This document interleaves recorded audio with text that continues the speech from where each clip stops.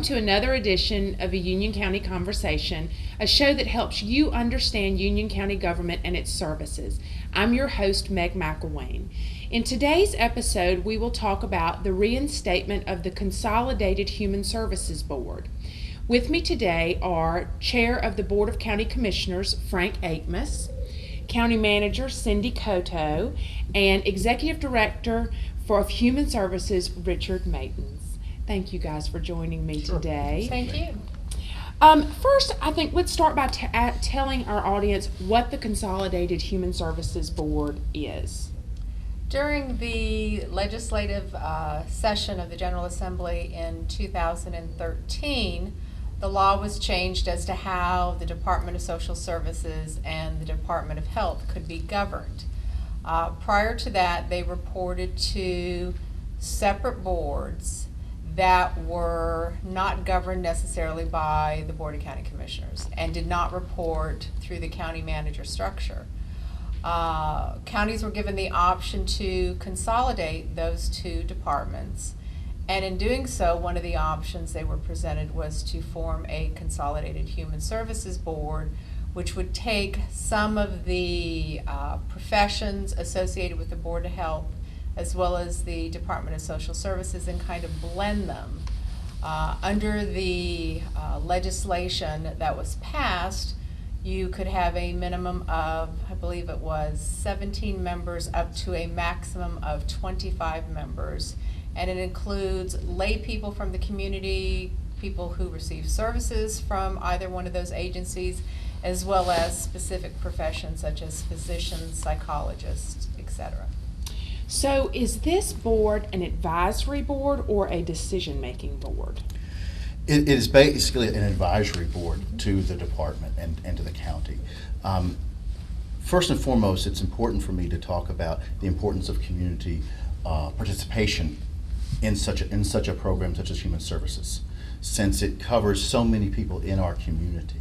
And so that's why I think it's important to have the participation of a board that has designated spots from certain expertise, as well as consumers of our services, in addition to general members of the community. So they help guide us in terms of where we want to go as a program, and also help us assess the programs and policies that we are implementing. Well, that answered the next question of what type of work does this group do.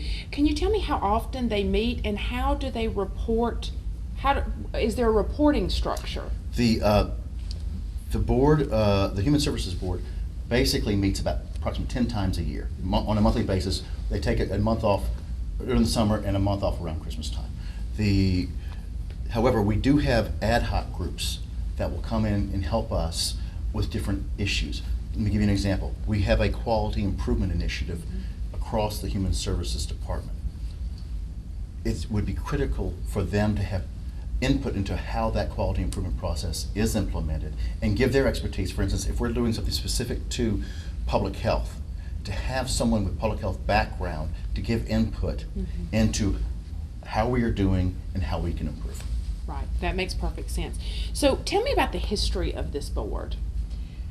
We established the Consolidated Human Services Board in, I believe it was January of 2013. And that board, I think members were actually appointed in the February timeframe, and they operated until about December of that same year. What transpired for them to be disbanded was that we had an incident in November of 2013, which caused the Board of County Commissioners to want to have more direct interaction with the department to address the issues that had come forward. And so versus having an advisory board kind of in between the department and the Board of County Commissioners, they wanted to have a more hands-on approach. And so the group has recently been reinstated. Can you tell me a little bit about what led to that decision? I'd be glad to. As Cindy indicated, the board was disbanded because the Board of County Commissioners obviously had to make the ultimate decisions as it related to that department, and we needed to be able to get the information firsthand from Mr. Matins and his team. And so, it was critical that we be as involved as we can so that we could certainly make the right decisions and make them as expeditiously as possible. What we have seen since we have taken over that board is a tremendous amount of work from Mr. Matins and his group over there, and they are certainly to be commended for that. I know I had the pleasure of meeting the State Secretary, Secretary Voss, over there, 2 weeks ago, and she certainly reiterated the same thing that I'm saying here, and that the work that's being done by our Union County Health and Human Services Department is truly, it's top of the line across the state. And to go from one aspect where it seemed that things had completely run off the tracks to having the train on the track and rolling through without a flaw is a tremendous amount of work has gone into that, and I certainly respect the people that are behind that. And so as a result of that, it was determined that now would be the right time to put that board back together, to get the community members that Mr. Mayton spoke of, so that you have the subject matter experts, if you will, in place that can weigh in and help with those critical decisions that need to be made to take us into the next phase. And you spoke, you've both now spoken some on what type of, why the work of this group is important. I know it's because community involvement, but can you expand on that just a little bit for us? Absolutely. In my experience, professionally, I have found it is extremely important to basically get as much input into the programs that are implemented within the community as possible. Not only get input from your team, but you get input from the experts in the field, but also from the people who actually receive the services. And also, again, the broader community in their perception of what's going on. So you basically have a 360 viewpoint of how we implement programs throughout the county. And so having that input from all those different angles in an organized and structured environment such as the Human Services Board is ideal, especially when we meet monthly. So you can say, okay, this is what we've done, this is where we're planning to go. What input do you have as we go forward? What policies do we need to implement in terms of your view? And again, that way we do basically a gut check on a very consistent basis in terms of we're on the right track here. So how are these members selected? Actually, we advertise. The state statute is very clear as to positions that we have to fill. And like I said earlier, it includes everything from a physician to a psychologist, to a psychiatrist, to a veterinarian, to a dentist. And there are a couple of slots that can be just general members of the public, but the statute is very definitive. So what we do is we go through an advertising process. We put it on our website that we are looking for individuals within certain areas. We actually, for this board, because of its importance, have done 2 newspaper advertisements. We put it on a number of our other publications that we send out to the community, and we will receive those applications. The applications will then be presented to the Board of County Commissioners, and then they will appoint members to this board. So how is the work of this Consolidated Human Services Board, how does that fit into the plan for greater transparency within the Human Services Department? Well, that's just it, is that, I have a huge commitment. I know Mr. Akmus and Ms. Cotto also, in terms of whatever we do, we want to be as transparent as possible. We don't want to give the impression that we're hiding things or that we're doing things on the sly.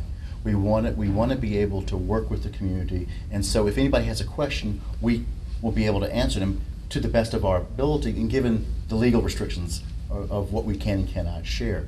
But my commitment has also gone down to the staff, because in the past, there may have been an attitude, I'll say there was an attitude that was pervasive at times of trying to hide things or not share as much as they could, basically for self-preservation.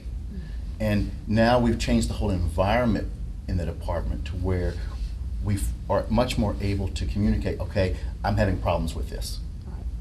And can you help me? Realizing that we have strengths in the department that can help one another to be better. And so showing that identifying those pieces of our professional competencies that aren't as strong as others, being able to share that will only make us stronger because we have the resources to be able to strengthen them with the appropriate, input. And so input is a big way, because the next question was how does staff work with this board? But you've really answered that too, through the monthly meetings, through just reaching out to them as a specific member's need, specific members' expertise might be needed, bringing Absolutely. them in to consult with you. So it sounds like it's an ongoing, very open dialogue between the staff and members of this advisory board. Absolutely, that is the goal, yes. Okay, that's great. So how does an interested person apply to serve on this board? You can apply through our website. There is an application on there for any of our advisory boards at www.unioncountync.gov, and fill out the application, submit it to Lynn West, who is the clerk to the board. And then once we have sufficient applications, we will present them to the Board of County Commissioners. Great. Well, I hope that you've learned as much about the Human Services Department as I have today. If you're interested in applying for the Consolidated Human Services Board or any of the advisory boards that work with Union County government, please visit the county's website at www.unioncountync.gov. Thank you and have a great day.